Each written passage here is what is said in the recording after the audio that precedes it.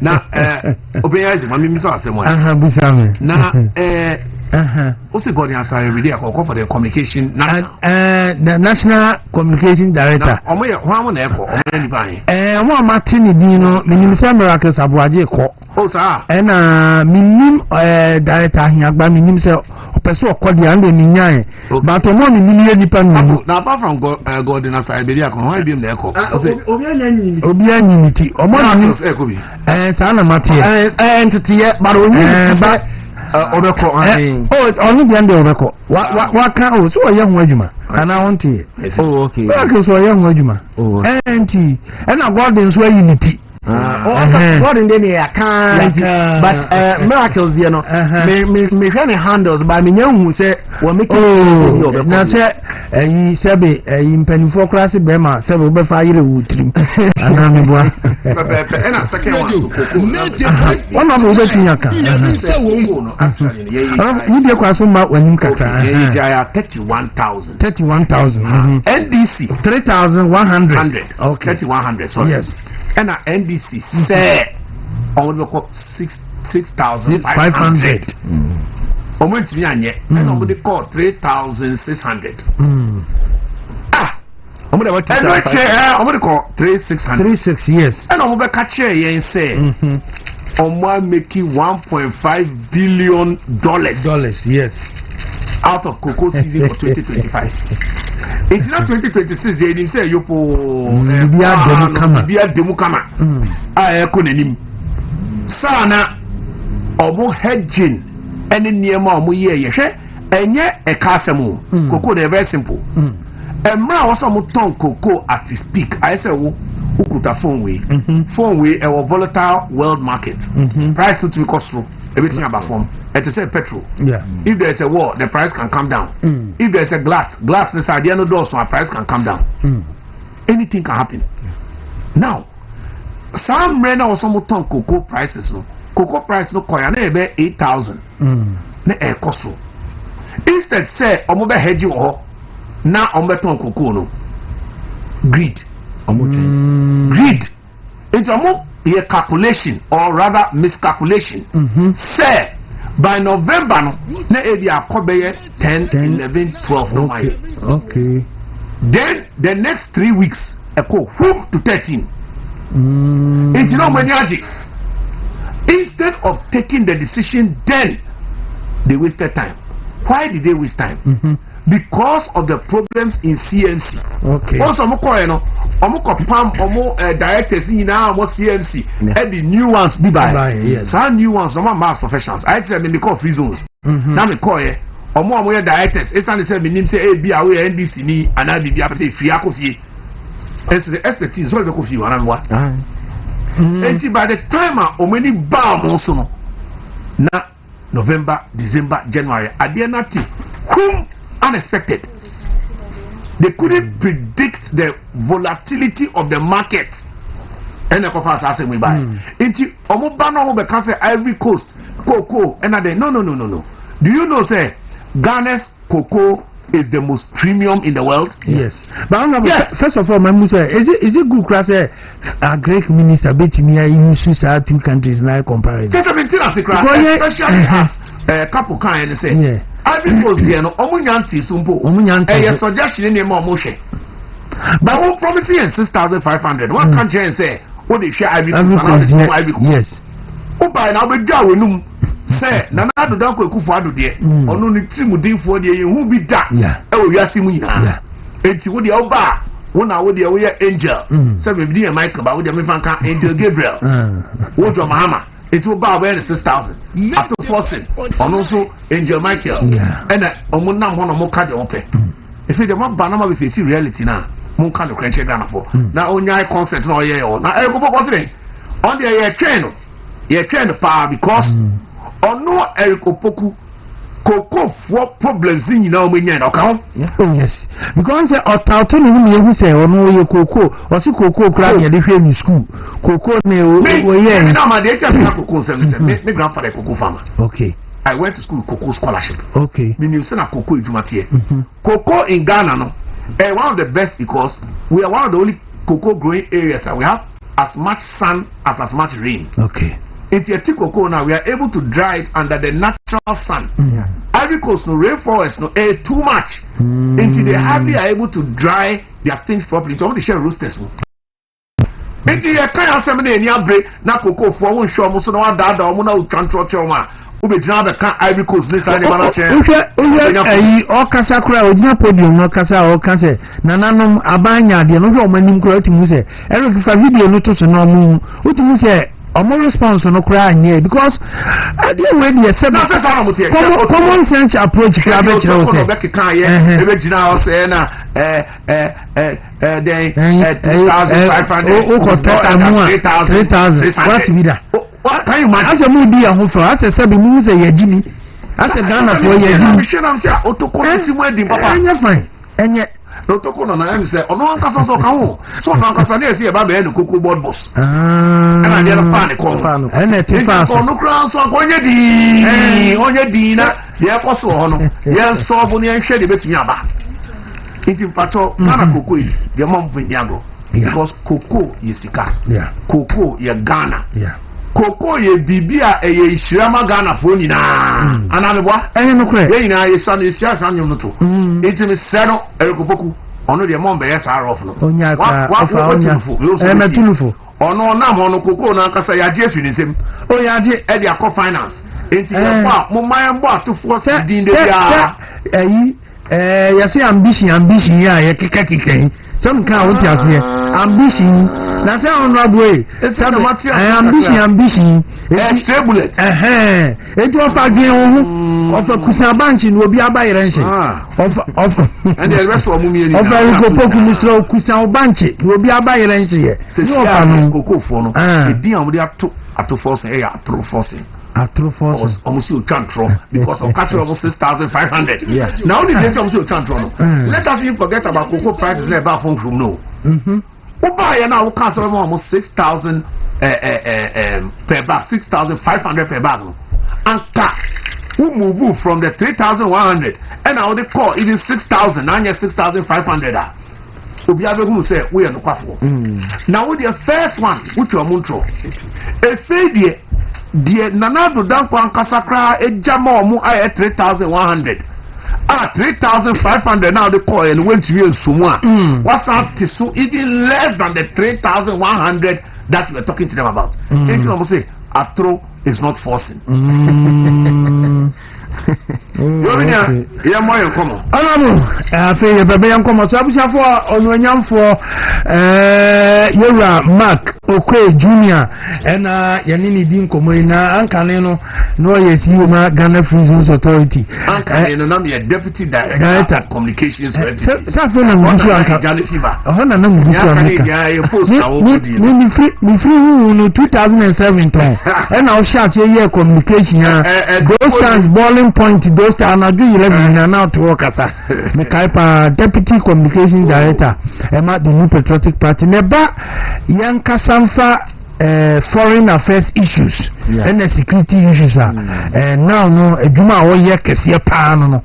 Intine Yankomo do Bev Center on Foreign Affairs and Security Matters. Now watch it maybe in Tokoya Kosovo, US and Iran and Israel, Ibidimunkomo, and at the ongoing security recruitment and also Imunkomo. Now couple of them say Nano. Yewe kuja toko ya dibi mebo video no na on say amman bia wo your friend say ayonkufa okoye interview bi ko kan say December etwamu no on say America for ko tie tuya ewo Sokoto state ewo Nigeria ISIS for so wuka for mo ye e ma na no ko yi ne kabi e ma wo ka ho nsem na me hwe revelation now the buyer no in terms of international relations no the better we appear more be negative the men na honorable be man no sa na ma no ho say foreign affairs minister de nya bibia na ye anoka dabi nti na mo ko post no kura mo so oath of secrecy no honorable say sa na tie eyemo nti nya bibia sa oath of secrecy na uso ayi afna musa no say e kasa kire always but obemene ne bibia na yeka afena me tin sem bia ye Rollins kan ye babies of sharp teeth no me ti ase ye na mampani Muhammad tro bia me danase wini bi enti me danase obi ti say Sam George say me danase password in call communication okuja to me mampani oh me dia nya ho na ogu na nima se na say Sam George tama na ma me oso nsu ye communication hwe dede yonin to kwa no ne ne ko ene won sa sim card ya ye wo se obey registration on sa fe Ghana front ya se dabi o ko jina ho ka kire yen se ayi stubborn academy woni satan edem agbana no onye MP now obu ko jina ho at that time kran ye de 30 million na de yes registration now the order proposal order na 240 million na nkomo na mampani Mahama me da wase papa nyame nhyira o yeah can I say or just to niema or yan inclusive cost to only extra 48 million Sam George person din nyina to nchen now starting procedure no which will cost us 240 million. On Chile Mukram, 194 million. Road registration, registration, and Casa. And I mean, the American, they are also Mutumi amalgamated the whole thing together. Okay. I don't know my one part, but it is not holistic. And you see, to make it holistic, no, only the other starting process, need you iron 240, and also DB. We are 48 million come on. Because a better cheaper. Yes. Almost as a material. Now when you name we are not chop 240 million. No, trouble no media maka. A idea did your mama down in 2016. Yes. Now a yard so asa. Trouble be open trouble help on say you school. You are down phobia. On no crowd the smallest song or they are not as I do. Because under the occur crowd or talk. At Ebuka Luka of yes, Sana Mahama government and your friend monetary editing. Monetary editing, no editing. To save the Ghana pest. Yes. Na onye amalgamation na 48 million yen so musa sabe eno on better free bibi o kra kitwa kakra ba on say anano mampani su sa kansin bi e wo sunya wo se di enti kura SIM card registration no National Identification Authority for Entimia link with Ministry of Communication they say now we are Kenatefa ano ye boss no ne ma me oso no amon ntamunyo no amon nka sa se mu nka mampani wanka nanka kwa bizu nka yo we mu okuja to ne idi ono abubo mi di nyama damfo wọ́n abubo ni din aso o sin ke di koko body otukọ no mo na sen ko mo kika wi otukọ no mo na sen ko mo ni enti mampani yesre enti mi de sim registration na ehunya say ya re-registration ehunya babo afa ma me no abo ntinsim na wo de kan wo wa ya menko ono me fa na ho nche no ane wa ya otoko no wa doctor wa doctor ana wa doctor otoko no ya doctor ye nye papa ya fa na ho nche no ye di ni na be fra ye mo wu se entuma no mo ye na nye papa ana mo don kwa benya constituency to say o do me kwa benya de say ya na say state of the constituency address so we na mu TV and moi for yourself only. Okay. Moi judgment. Some boy. Oh yes. No tie no mu hia koso. Do me kwa benya de wo hu. E mani bi wo ha. Sebe ye de ba se pese e besom. Okay. E butaya e da menim se me pese me som do me kwa benya. Nti benya kwenya na me pese me som. Nye me bi wo ho a me pese me de boa community no because me matna wa che yes me move called do me kwa benya 1981 okay 1981 and I me call here that's even before the coup running school no enti ho de di agro ya nante ho ye nim nsuo nsema e koso ho ye nim light nsema e koso ho especially a kwan sem a e koso ho enti we nimu ye niema me say de edama kuma so say nyankopon ema me kwan na me kosum do me kwabanyafo a betimi ama ho abe krabehwe okay na niema e wo ho no so akoye enti we ya ade a sebe eda yakoma so a pese ye hu edwuma na do me kwabanya no e unique place ne say okay eno no ayese ga rural eno a e city Yeah. But and also a rural. Yes. And no young confront just here. More complaining about roads. And I was so munya leader or take the place as you know explain your mom no munya butreka. What is the problem? Domi Kwabinyan a rural. Yeah. Then so because of the quick expansion of Accra and the proximity of Legon University to the place no. And Crawford move faster than the infrastructure could be made. So whether it's water, whether it's roads, whether it's light, into the first one, Prof, at time or member of parliament, yeah, or tackle here, or catch him and say, look, we have to look at the water situation. And until now, MTN for the year. Some $40 million project view of Taifa. And then it's about Taifa. No water anywhere. So even though today, of course, the whole of Greater Accra has water problems, is one of the things because you must understand the problem to deal with the problem. Okay. The second issue of Domi Kwabenya is electricity. Okay. Okaya Domi Kwabenya yem power station near Okai Electricity Corporation, Legon University. Yeah. Yes, Santa opposite on the run. Yeah. Ope card crapper. And a proxy no. Okay. Luckily, Kufonso be an energy minister. Yes. And on the whole substation. If Eba. I make time my ACC transformers, Ewa Taifa. Now you say Sini. And Crawford Jinaho and I do 1 o'clock. No more monitor. It's a rural place. And we share the water situation, we share the electricity situation. Next, they also share the road situation, which will need a certain gradual attention. Yeah. But honesty and reality with the people are.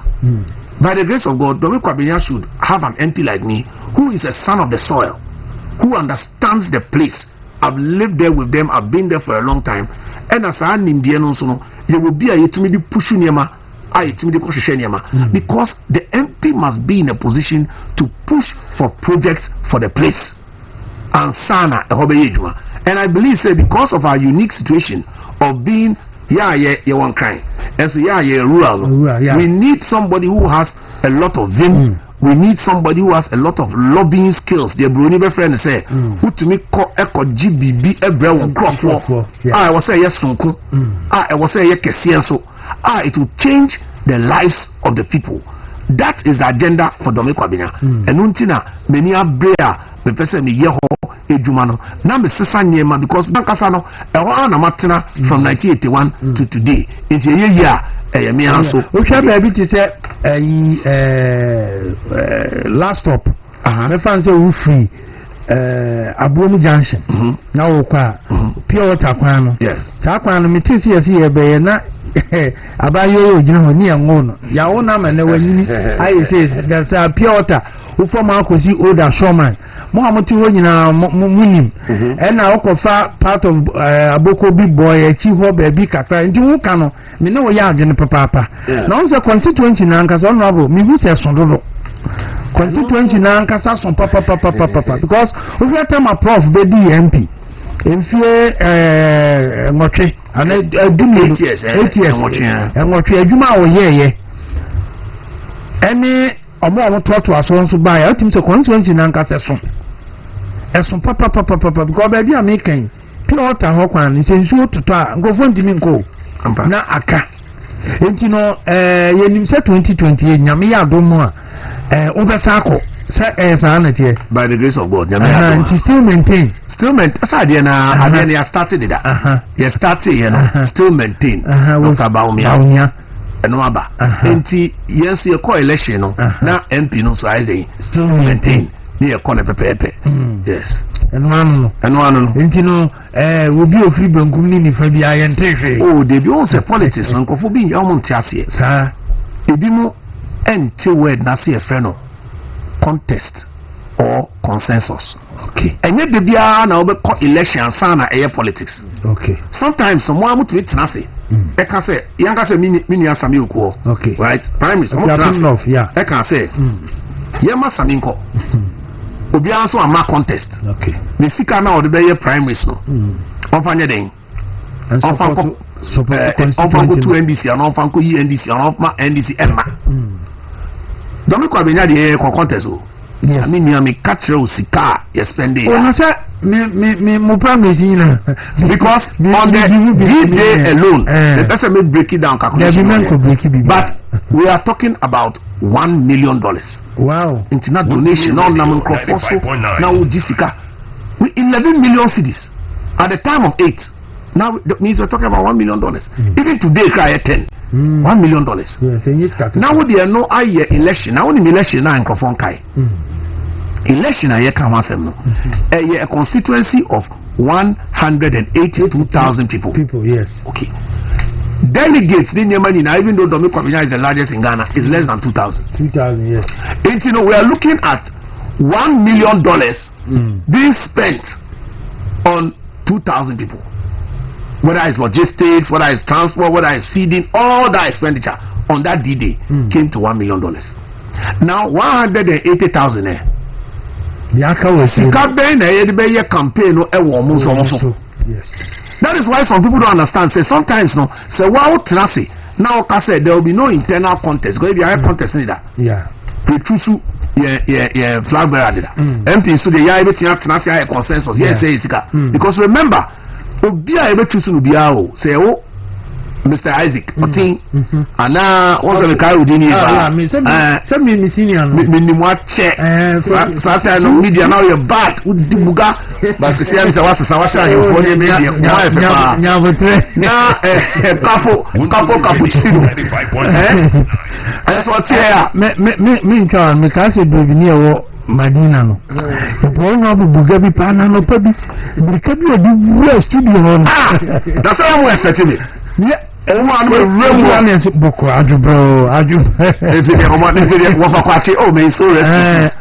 I am but what you passing so what you we are say politics. Politics. I also pay Adiemino. Okay. I also pay Komodie and also pay the person. I also pay the person in a sense say I was so you be a who lead the people to better their lives. Ghana, the only problem I have Ghana is say, I will pay leader sometimes one kind of credit. And also they didn't yet. Yeah. Because you're anti sir. Maybe I don't kind of credit. I mean, you attempt. But I go they be waiting to info. Sometimes me and my followers the come catch us so boss they are she with their kind of sack kena finger power me say no. I don't want to deceive somebody. Say me ABC meaning say me to me yet. I know they are coming to money. Now at least you are here once. Into we no be near person about politics. We want to come to politics with integrity, with honesty, with plan.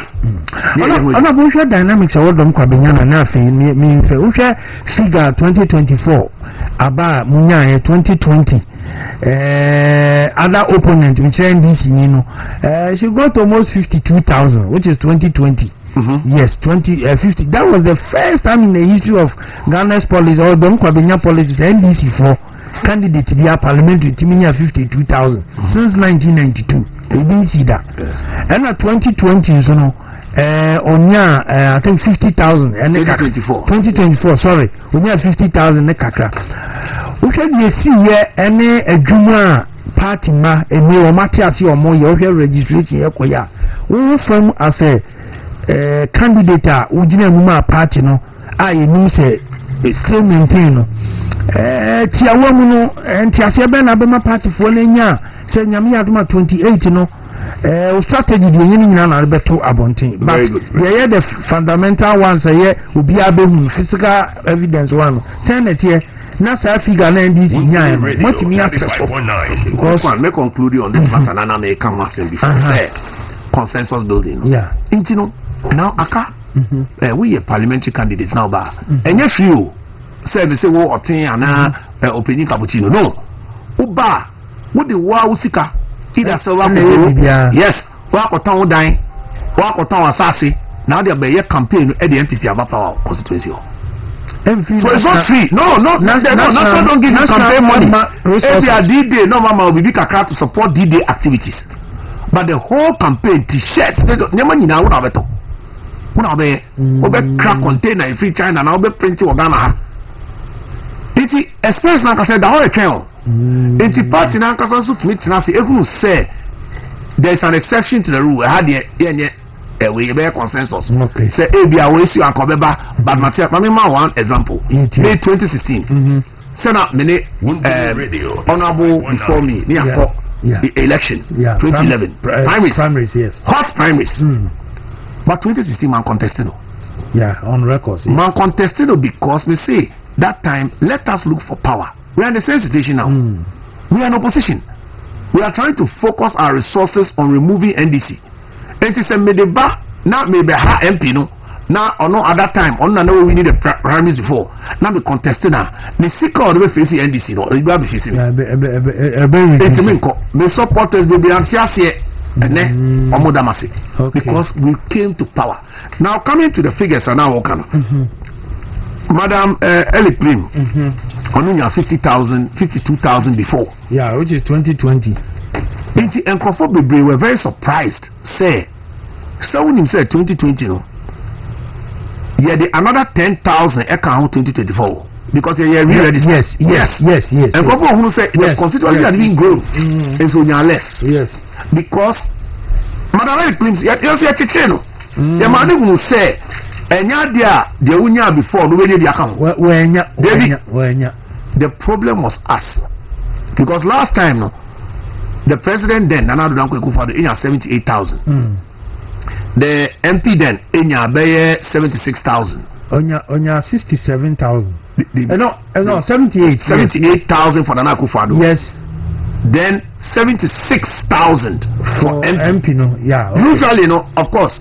President will get less. Let me say, Dr. Baumia, I got 3,000 or so votes more than Dr. Baumia. You understand? But so 78,000 to me radio 95 in 2024 instead of 78,000 we got 50,000.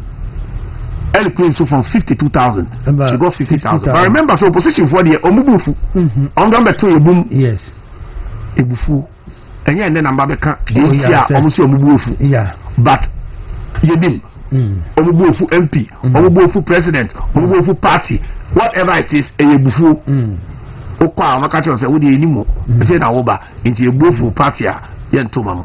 And I'm saying say a new key new law omo hwe me ka me say my kokoi we call independent yentoma yeto ma NPP ya one independent David I'm say me call independent and come to mami. Oh, okay. NPP no munim NPP ya the papa so many a menya ho faso omo ya de a enso many a menya ho susanso nti me ko fi na me koda de omo ka kire wo straight nti won say ebufu wa share election now. It's not just in Dominican Menya, just that one of the highest percentage of apathy in the whole country. The whole country, the average was about 60 to 65%. Dominican Menya was 53%. Show up. Yes. No, serious. No. And no one to mean you. And that's why national wise we lost by about 2 million votes. So Dominican alone we had about 28,000 people who did not vote. And I lost by about 300 votes. So compare that, type and 7,000 plus people did not vote. Wow. Me say wo kokra na ko friend no go TV. O go say o me dem nto aba no. Mo fa musika. Me bofu. Also Kofo in particular, they are very proud people. On oye the business. And you will seek out the mobilizing or the bar or barber to about for the love of the party. No apemu or also love of the party. If you move someone also love of the party. It is MPP no to say a party and for edo. Or no either say or you will be a with the party that you check and a kuma into a kuma or say woman a year won't mean kasa. Into way no more near many beer is see but your fantasy a politics a addition.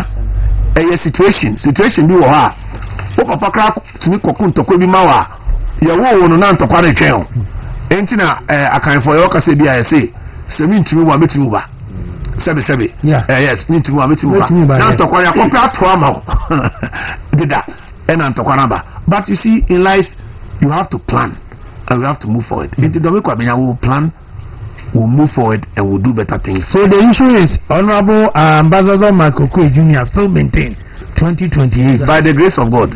Still maintain.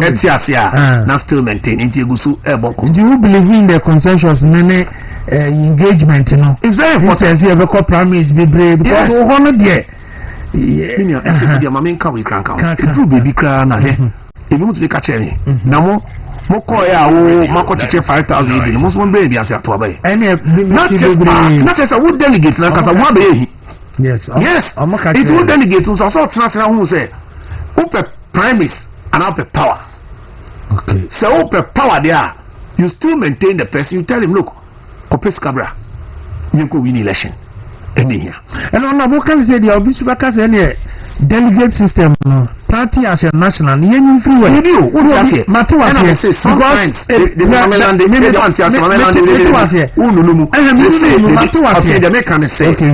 sometimes you hear consensus. Sometimes you hear election. Time and some you hear consensus. Election. Yes. Yeah, election. It's the angry school. Aha, don't come here. Boka kesiye ye contest. Emma ye say generally no when you pay. And I didn't call. And it's still maintained. I don't just say we don't believe in democracy. Oh yes. You make your election for still maintain, or we can do consensus for still maintain. Baby, I'm a abano. You may hold a kwabinya B. Literally. Dana, I can't bear. I think say Dana motoba. I can't bear 2-3 hours. Ama yato abana kone wiye. Mami bako. Polling station executive or conquer force. I'm catching some mami. Omukwa bodi omti mami na nyo na akọ onu okwe hokwaji sika mi niam na wo si mi metu mami bia omu bodi I was there so ampa omu ameto enjina me ka se pe mo research ene de mo aye no fi se delegate system be koso aha party no e wo constituency binimu a yem fan kwa adwen when we say one of the things buy in the report of the election the report and they say we should cap the money.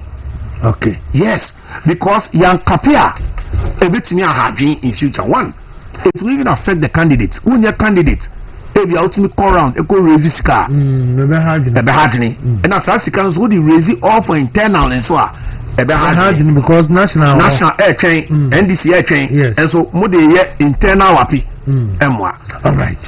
Abiafo yane ambassador Mark Okwe Jr. ena edin komo Ghana ntiju medie so me dey Isaac Oteng ohwe obrenu a nonso abosmeduenum ena abegu akire afa ne yetiasi we efie nkomo ye be wi ana afa matters of national interest kakra wa ban mu mampani eba ye wadi afa ene bosume be se emiansa ho ana bosume miansa ho Efa se bosumi ni aka ho se na onu abu hu no ko India no ya yi obi akọ shi nai na wodi se ni bakro o hwehwe ya David Mba ro san ko contact okura in fact NDC me so obi anko 2 or 3 were suspecting to go no I'm contacting me but we dey maintain she no na akọ akwatena ho aba ona na first ambassador to India na anano obi akodada na say India bibre akọ before okay but won't say in terms of the modern why na ya nsheda nte ho no de ni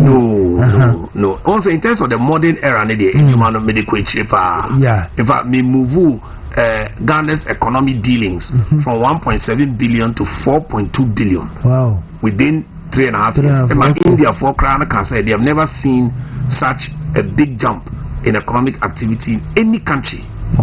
Foreign minister. Into the Ejumano de Koya Pani in Yabre.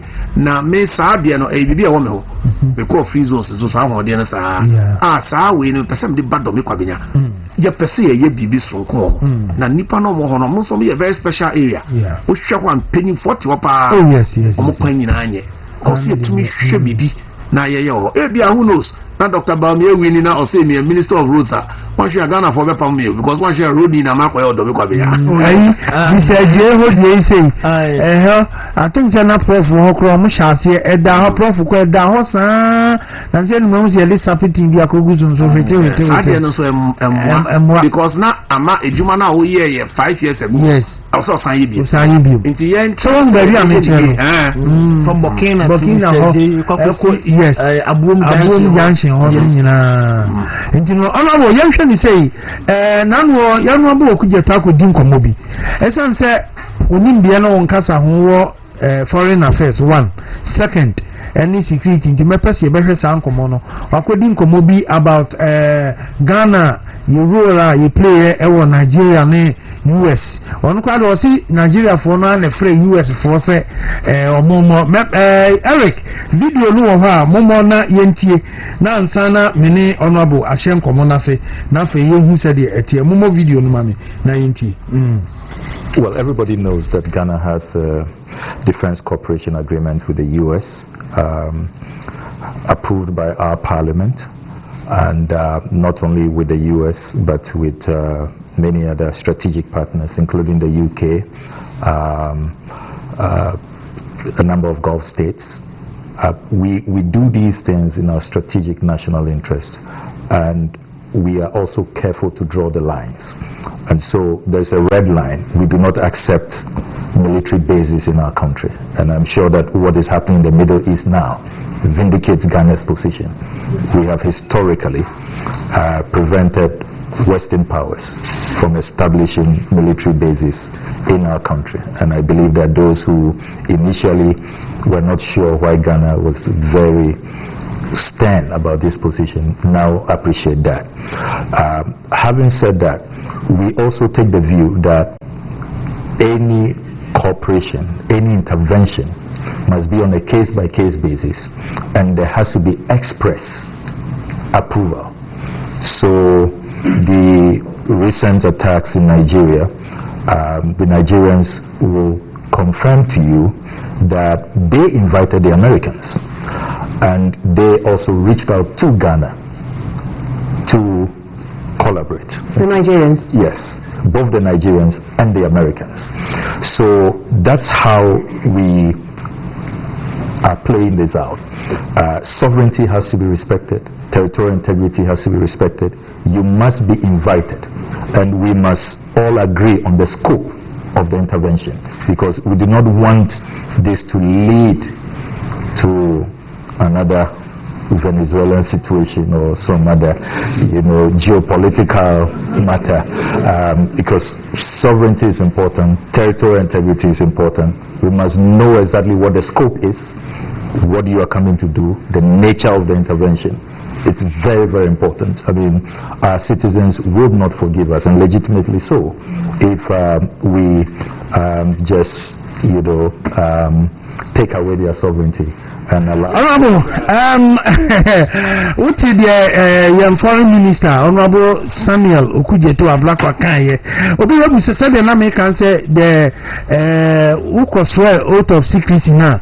A show one Yama the Brim, as a Kasa Kapu, Nebiana, who bet me the one worker as a minister. Honorable, what is Hasem we know as a Obia? We need dear our foreign relations money in Yamakika home. Often saying that implications be a word or kind, bet me the Abba Armenians and Ghana, Nigeria, and the US in terms of your international relations. Nene the Akika home. Yo, Mr. Tiaka say, 95.9. Open you could to our black onion, baby, onion. First of all, that was I think on 9th of March. Yes. At our Chatham House. Yes. And an expose and chatting and so on. You be a friend of sensitive diplomatic information. Sebi. Do you think, say, a Ghanaian, his interest is to know the relationship between Nigeria and America and Ghana when Sokoto was bombed? You think Ghanaians want to know that? No. Will be any interest was that. And it is on a need to know basis. Yes. It's not near maybe what we're going to say for a quantum demo. No, me peer abese at Chenquara. Yes. I think almost say because 1% Kuala, they're going to say, BBI okay. It's also sometimes we arguments that the children are outside, stop that. Yeah. You can't do that. Yeah. Because, first of all, information on the Abano. In fact, Nigeria for the Bubufu. Nigeria for the because it was something that happened in Nigeria. So if anybody is even going to talk about it, it must be a joint or a trilateral US, Nigeria, Ghana statement. But say Okwa Obeka in this manner in a foreign country to go and expose this matter. To be honest, I don't know what he was trying to achieve. Maybe I was trying to achieve BB. I made a meme say. Now, we all know the Sahel. There's a lot of terrorism there. Terrorism, a person back down. Recently, how Ghanaian onion traders were killed. Yeah. What was the date of that matter? Mommy, you may check it. Check it now. Check it, mommy. May check it. I want to know the date of that matter. Mommy, just assume why I was here. But Ghanaian onion traders were killed in Burkina Faso by terrorists. Yeah. Okay. Now, one thing we know is that Sahel, no, Ebedu, north of Burkina Faso. 15 February. Okay, 15 February. LAC. Okay. North of Burkina Faso, north of Mali, north of Niger, Chad, and Nigeria. North. Yeah. A man down. Right? Yeah. Radio. Are these people we want to provoke? And for a person move? No. Yeah. Because those strikes in Sokoto, no, it was done with an ISIS-linked group or cell. Omuni from Larukara. Sa group of people, no, Sokoto side, no, Laku, Rawa, Laku Rawa. They are a small ISIS cell. Okay. Now, I want to advise my brother Okujeto. Some kind some before. Ghana for who ya chiro mu this matters and no me fanton check for now. Because you person be ma nsem na be brave. You focus on it. Yeah. On 9th March, Okujeto ko kan same way. I don't know about you, but as the onion sellers, you see terrorists no omo chi Ghana for the bia. They catch them in the north with the others. Who can't sell your gun and the name original side? They won't harm you. Okay. About the sign of 15th lady, and no, almost no can say Ghana and to what? Because of that, I don't know. I'm just trying to say that if we are going to start involving ourselves and exposing Ghana's role in fight of international terrorism in the context of ISIS, we are exposing Ghanaians to danger. Yeah. I don't understand why NDC, we're in politics. Diplomacy, security. So you know that I'm a defense scholar. Yes. I understand foreign affairs. I'm a defense scholar. Defense, peace, and security is an area. So I'm my home masters. And I'm telling you, say, by heart, sir. Okay. Now, and we went for dinner in the house, and then when we sat there, we said A, B, C, D, and we are going to do DC. How do you do that? We are near a part ministry. No. In fact, if you notice, most countries, the Ministry of Foreign Affairs, Trade and Defense, they are virtually one block. And that is why in the embassies abroad, we have the ministry in terms of the foreign affairs, which is the embassy. And do you know that in every embassy, there's a general from the Ministry of Defense? Yes, they call the defense attaché. Okay. Defense attaché is attached to foreign affairs for security, intelligence, diplomatic matters. So you can't extract the two. Chatham House, Abontine so. Now cancel. Sebe. Media nyasa me cancel. Okromaf. Adena shemia matese me who de me. But when you say something like this, I understand maybe the context of what he was trying to achieve. Oka in the Western circles the West see you that you are with us. Remember he mentioned UK. He's in the UK, showing that Ghana collaborated with UK and America and Nigeria to do this. Then the UK people will be seeing Ghana collaborators. So yes, in the Western sphere, you may be seen as an ally. But have we not been warned with this Iran-Iraq war that one thing you don't want to do is to be seen as a Western ally. Ghana wants to show that we are non-aligned. Yeah. Ghana, you want non-aligned movement. Non-aligned movement is where we are. Iran, America will yankan wasem. We crano because Nigeria. What we need to focus on is to then depict that this is a regional or continental alliance. I don't know what you know, Casa, baby. Also, no, Casa, Ghana said, ye near it, and ye Makwama, other nation be military base. Thank you. We are a sovereign nation. Yes. So then, what? So the launching of the attacks was launched on which base? Don't contradict yourself. Yeah. Don't bring problems for Ghana. What Ghana wants to show, they say, and decisions are. Yani ECOWAS and decisions are yani AU and decisions are it is more regional and continental. We don't allow Western allies to come and plan with us. That's the image that we have. So you don't go and expose us that we are a Western ally. Because look, everything aside, we say Iran. Yes, it's true that they also sponsor some people who are so-called terrorists. But somebody's terrorist is somebody's freedom fighter. So you just stay in the middle. Iran winning in Yasem, America winning in Yasem, Israel winning in Yasem. The Israel Yena, it goes against the UN Charter. You say that your so and so action as per UN resolution, blah blah blah, against Palestine is wrong. You are under the umbrella of UN. Don't go and seek any exposure, credit, things which will bring attention to Ghana and will harm Ghanaians. And that's why I'm saying, and this it could be speculation, but it could be the case. Now, when somebody knows that, Ghana, those people were helping to bomb our brothers in Sokoto, the Ghana is no more safe. Inti Mr. Assembly Bibi Sano, Anka Onja Krana on Kedio. And you see, as I said, Ghana-Nigeria relations is also compromised. Okay. Because the Nigerians, quiet diplomacy, that's what it's called. Quiet diplomacy.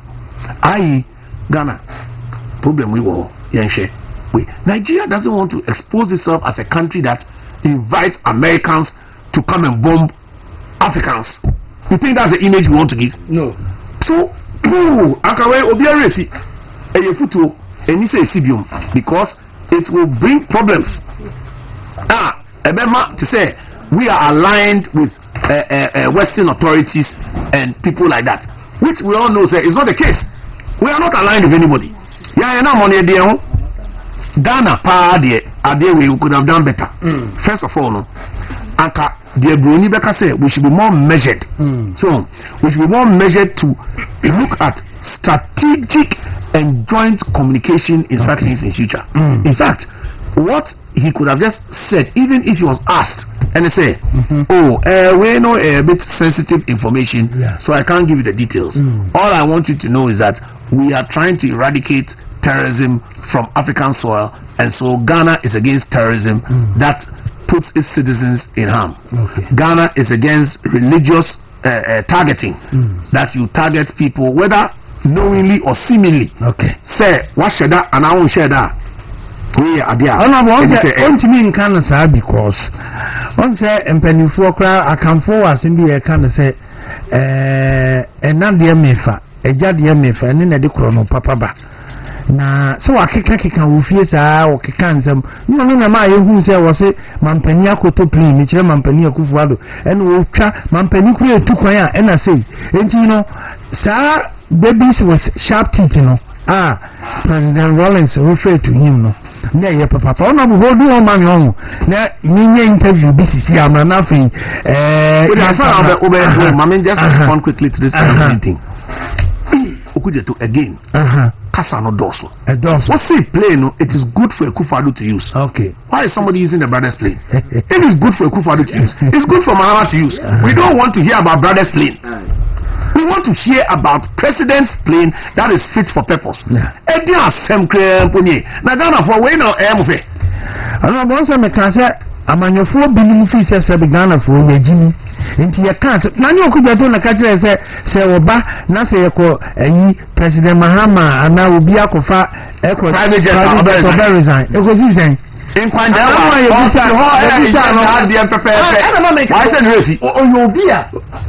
credibility. Yes, and was well, I'm just for so the call but we media na 10 minutes so mama can went through an aminu baby just a baby is here why we dey na me become mummy baby is here I'm just for many ambassador Marco Junior any edin komo kwame je chi atrans ye ne amega for edin komo kwame e ti say boko dia ma ne so ma ne kwame be yisu we mama be yisu we mama be yisu we mama na fi woni no mra na honorable nya botre mama obi pani bia send me message bi about don kwabenya na mebusa wansa for mo hoye e pon so a shinti kwame edem yenko me na say amufa nche modern emma wahwefo nyina na mechia honorable so say otumi ni atwetwe nkomo papa e wo hanu mu say me ati ene wu mi sana me bada na say Ghana mrantie ene mema apomudin sem ene hia me papa ni nyina eye ba akopɛ na say so na start to na say ade ba ko eye apa ne say abrantie wo be drive fra anopa kopum anyume na wo be so edu fi na untumi endidi ni nyina say what brought to the stand say wo ni appetite e ge obo so african pe na wo sisi na say emu atwu dindin de budwun wa onti ase unum de kra eye meslam eye ade ba akopɛ na me kanfo ede ama original amaga bitters e ba cho wonu atwa enye bibia yo bre but in the abani ya dey here no enu make sure say it will more appetite e ma wutumi didi omo abirikabia and I'm saying interview ni conversation na mi nya ma nko ankata it is so person interest na uti de wo mu on pa ni na wa bota na bitters me hu ne pa o fili amega so ma me san we tiro no abu 18 again enye sasa eduro and akọ wo mu de by just like for anybody, including even women. Should be mine and to see. Honorable Misha Modo. The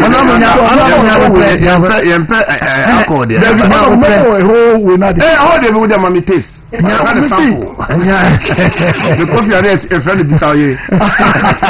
And all of what beside Mammy Catcher and say no one for when you free advance from honorable honorable easy thing. Say honorable to me among yes endorsement honorable that's in a mission out. And you know not honorable Eka beside you with you now make for Amaganda more. I dear Yabakuni so Bocopa and any Jewufi now Bocona Machi or the Pima Natina Achiaco. Nina say Dreaming no more binumuntinu. Mabama to me now so send also to me jinaso. Maka say eni abani e dey eni habano. E mabama to me jinaso ye. Ninya say e bie intina sabe na mobama e bie ma moja ni to me di efusane.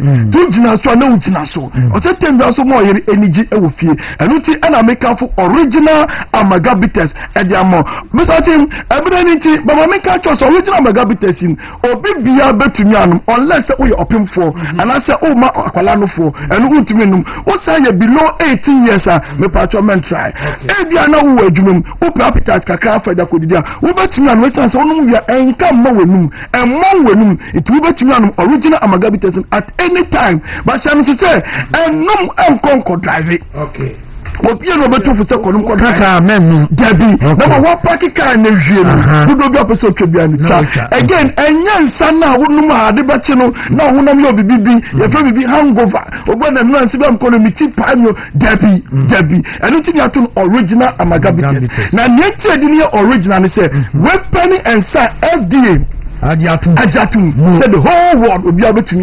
What plenty was na Ghana flag no ho. Na ya embossy original magana so our bottom when you original no. Oko marketer bebre won baroko na say any original na say FDA unu na yare bia ba odia ene wala. Mr. Minim nya open dudu atua. But you are afraid. Apart from that, go drinking pop beer. Go baby a ton say beer. Also original amaga bitters. Say 0548 782 585 0548 782 585 and I say 0544 641 851. Mr. Tim, honorable endorsement in HND and Kasa. Kwame ya da su papa and then the wedding wuni kama and the wedding wuni papa na nam kasan ka de be woso kana nka ba bonds mama me nti kwa me ni wa wie ye be hia abiafo me ne kwa me jesi kwa me wa bon wa show no abubo so be man park nti sie mamra ntie no why fama wo mo na omo ye said kwa me uni hweka wanya akwhye bo fama wo mo and say man say no bites bites yanka 150 and can is on bites o. I'm telling you, because any good also we use natural holding till 50. And I'm saying, well, you know, normally, yes, I'm your man. Oh, no, young common. As honorable Ambassador Mark Okwe Jr. Now, honorable young show me say, you have to say, I buy a year recruitment for security services, yet he moves and some honorable Muntaka can send the brain near the so far. No, Sana wait me, near chair, it was saying, we are okay with process, no. Yo, first of all, process now, Abano. Okay, in Sambia, a sea, yenya stampede. Yes, your mom in Ayako. Yes. Yeah, momo yako ne say adentina ye be boaboa emeburu anu say won be pejuma na because we didn't organize it well mako aden hwe ejuma ye dey boa security services ejuma no we have to be very careful. Are you aware say the first problem with this whole process was the age? Yes. Military, maybe 25, maybe 28. Yeah. And usual security services is between the ages of 18 to 28. Yeah. At most. What is my increase gap no to 35? Yeah. Yes. To 35. What is that? 35 years old. Why? Why? Because I don't know mebulu ye na ni Ghana ha say we be a friend football age ana mebo yes ye ko bobo na see under 16 I will say na 21 for na mu ana mebo recruitment so ye ko 28 at 32 for na mu eno kra no wechi bi ba ko ya dey 35 year 42 yes now we just of the Ghana army. So first of all the NDC got it wrong with the age bracket. They got it wrong totally. Okay. And I'll tell you, as somebody who follows defense matters, say it is a wrong recruitment age. That's the first thing. The second matter, I was say, are you aware? Say, for more apply for we know 500,000 yes Ghanaians. Couple 500,000 Ghanaians for 5,000 positions. Because positions are available no, only 5,000. 1%. Now, let me tell you where the problem is, and Ghanaians should see this act as not acceptable. First of all, why is there no defense minister in Ghana? Why? Oh my. And President Jomama, also your obusu. Didn't you me this as a question? Say, who President Jomama, when you were vice president and President Atamils died, say no many I am president. Because and they say Yembu Atamils so, and Mamu de Ose Koso. Constitution. And so we have 6-7 months. Na me amani boma may so rest in peace. Or madam for pa. Nice gentleman. The man say me madam for. A man I wish so well. Say your mani boma wa miss obi. We talk a lot about defense matters and so on and so forth. Very nice guy. But nyami ne nim yeah. Empty. Wa hwe ne nkwa. Appoint another person. President Mama, what do you mean? You want to make the place a fetish? Oh, please. We've cancelled. NDC for me from Mugwe. Ezalato ni ho. Agaga ni ho. Baby. Omo. Mama ya go ni ho. No, as for this we can't play politics with it. Yeah. Appoint somebody so that the work will be done. 500,000 people now in the area. Apart from age increase here, and it's about 500,000.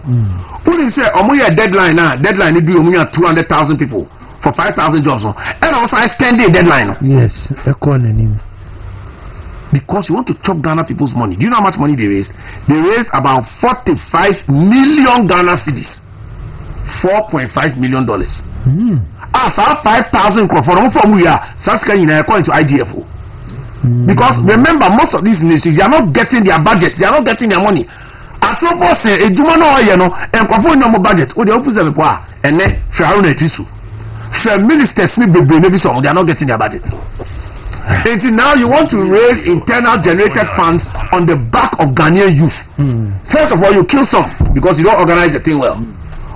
Stampede no move here. There can disappointment. Now is it fair? No. This is not something that we can tolerate in Ghana.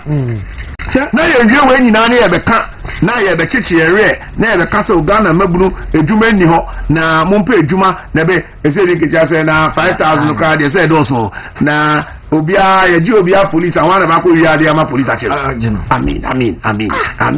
How? Ebia obi bi so ba kasa kan lighter note. No, you don't put lighter note where death and livelihood is concerned. Okay. Media say won samba ko anu na ewu nipa o na woni say bibia bema obi dia we djuma no sika o yes bema woni edjuma woni sika me say oba kra wontimi mi san say how are you how are you no oh I'm fine thank you please I want to talk to you I say okay where so to you ni jakwa so I just want to buy you meat pie and coke with no keke woni sika talk meat pie and coke no say no better no now we be say girl say apart from how are you no what is your name where do you live I want to talk to you and so that we can meet one day and go to church am I. So we be class again no na coke no ko one share coke we to me no aka. Now with the other yes say we need more thieves in the system. Mami kancho police's job is not only to catch thieves, it's to maintain law and order. We don't need you to be a thief for police to catch you. And also but when you major NDC omo aka so mo chichiro wo dabi sa 500,000 no na come the politics ye na nyi and NDC for am catch 24-hour economy okay 24-hour economy 133 one job 3 people 3 shifts use una mkoto sa de no and am say eno ye papa enti NDC on person mu dada ememunu no omo de to omo constitution mu say one of the areas that they are going to expand and extend the 24-hour economy is security services. Not just say 5,000 a year no I will say 15,000 because we have about 100,000 police. If we want 3 shifts we need 300,000 into at least 5,000 a month we have to start increasing triple I'm share this skin 24-hour economy at you. So now I'm teaching Kofosika who I want to refund this cano more a biwewu more my council munye jumano na e say the sikano omo make keep $4.5 million. Once sometimes no okay 45 million cedis e bi mu hu say a new cedi o and a old cedi o na omo dey frafra but $4.5 million you be any yeah e bi won what is this? Sadia cost no de virtually excuse me to say a bad enterprise, an enterprise of deceit, enterprise from there that Ghana for I was a Ghana for sorry no mu say NDC omutra intwa etiche omukon it will be to aba ama government men to ma abaya utantro sao media. Let me give you one small example. Okay, in Kokon Kitingiti. What time no yaso? I mean, you better fire. In Kokon Kitingiti, okay. Yeah. Share your money. Omoba Omokache and say, oh, Swedro district. Yamamu 2,000 in Kokon. Moya nipa 200. 2,000 in Kokon Yamamu no. 1,000 in Chaka 1,000. So we have 5. Yeah. 200 no. Yeah. Also Momo be 40. Akoko kra mutu ko fe bi fi Burkina Faso. Yeah, the Ekoko kitikiti na ebi ni Ghana no echichema emebu ayasem yes ayemfa ya Israel ni we your friend is a US for any Iran omuntu kwai yemfa mi na tifi ho na minim say adwuma bi sada woni me say okosisi e na ebe hihye ne yaba nya bedi nkomo wi a na memfa dom kwa benya question bi busa na afi minim we tiawa. Oh, I mean, as for this Iran, Israel, America war, Iran, your baby, any other provoke one. That got to bomb crew, and almost will move for more to be. Say, just yesterday, about 6 Western nations, including UK, France, and so on, almost say, Iran, and all 2 missiles. into the other Arab countries unprovoked. How? Iran missile omutu akọ Saudi Arabia no omuntu palace of the king.